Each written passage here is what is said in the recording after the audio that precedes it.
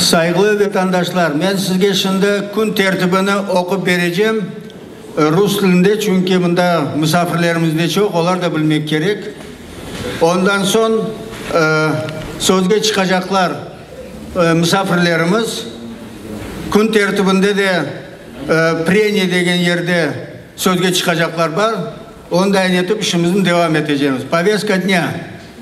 Активное участие крымских татар в процессе государственного строительства в Крыму – залог будущего развития и процветания Крыма.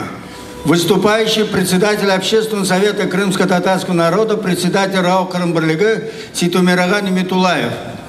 Расширение состава Общественного совета крымско-татарского народа и организация его работы. Докладчик, заместитель председателя Общественного совета крымско-татарского народа Ришат Аблаев. Третий пункт.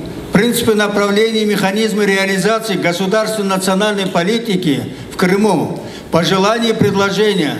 Докладчик, заместитель председателя Общественного совета крымско-татарского народа Энвер Кантемир Умеров.